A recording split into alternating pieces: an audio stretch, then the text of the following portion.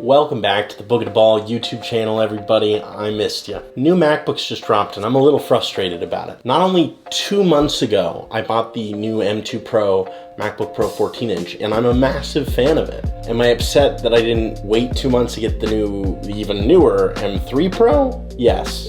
Apple, why in the world would you release 2 MacBook Pro lineups in 1 year? But being the fact that I loved the M2 MacBook Pro, the thought crossed in my head, is the M3 even worth it? So I decided to find out and I pre-ordered the M3 Pro MacBook Pro in space black, and it's been a couple weeks now and I have some thoughts. Real quick, before we get into this, I'm on the road to 200 subscribers and it would mean the world if you like this video if you would subscribe. I've noticed that there's a ton of people watching the channel that aren't subscribed, and so if you do like the videos, feel free to subscribe.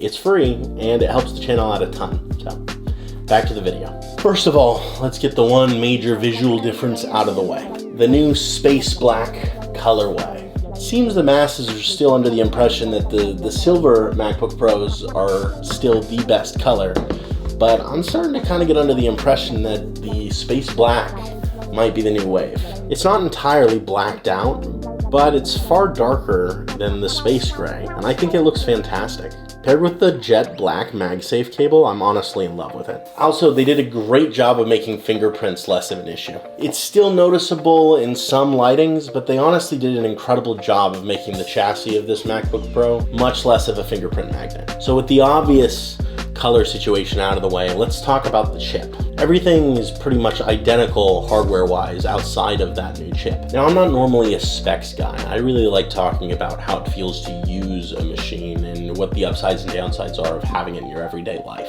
So with the fact that I don't go into benchmarks being said, how do I like the new chip? I got the base M3 Pro chip with the 18 gigs of unified memory, and believe it or not, I can actually feel a difference in the power, specifically when letting things render into a timeline, back when I was editing a short film that I released a couple days ago on the channel. Effects and edits would render noticeably quicker than my M2 Pro, and that was really interesting considered between the M1 and M2 Pro, I had never noticed a day-to-day difference in the power. The problem is that being the only thing I actually noticed, being the quicker rendering in place, it just isn't that big of a difference. A couple seconds saved is great and all, but it's nothing I would fork out a couple extra $1,000 to get. And this is what frustrates me about the M3. It's awesome, but why is it out so soon and why isn't it a bit better? Apple seems to have established since they transitioned us from Intel to Apple Silicon that we as consumers can expect a new chip about every year. And I think that's a bit of a problem. These chips are never going to get better year over year as much as you would need to rationalize buying a new laptop every couple of years.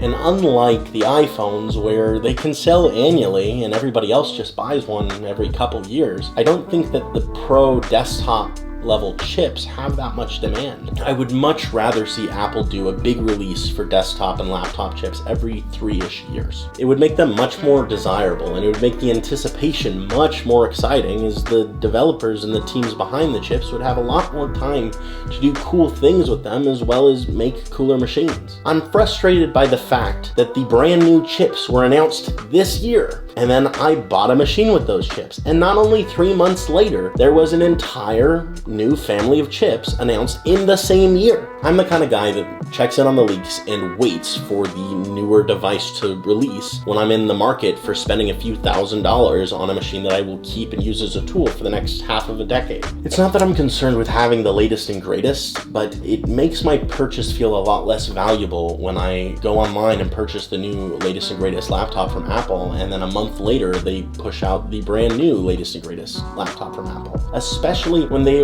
came out in the same year. Maybe I'm just complaining, but I genuinely think that Apple needs to focus on quality over quantity with the Apple Silicon chips. They were debatably revolutionary when they started launching a few years ago, but since then it's felt like we're just getting more of the same. Apple, Give us some time to chew on the quality of these chips before you start telling us to go out and buy the same chip, more or less, that is just slightly better. It works for iPhones since they're significantly cheaper than MacBook Pros, and smaller upgrades can genuinely make a big difference in your day-to-day life. But I just don't feel like it's warranted for laptops. Also, I'm 100% aware that a trillion-dollar company has no care for what I'm saying. But hear me out. I think it would be better for the shareholders also.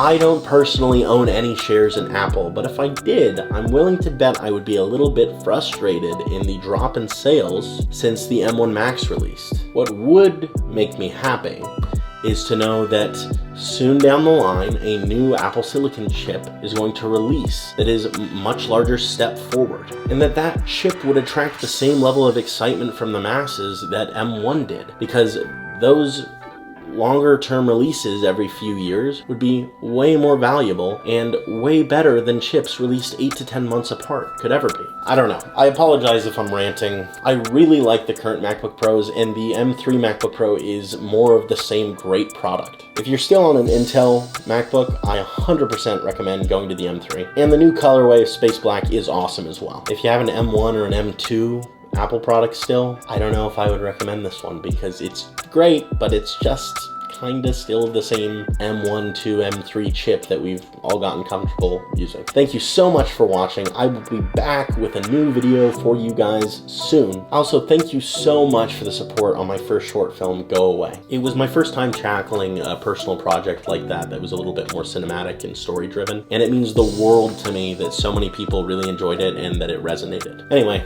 my name is Andrew, and I will see you guys back next time on the Book of the Ball channel. Have a good one.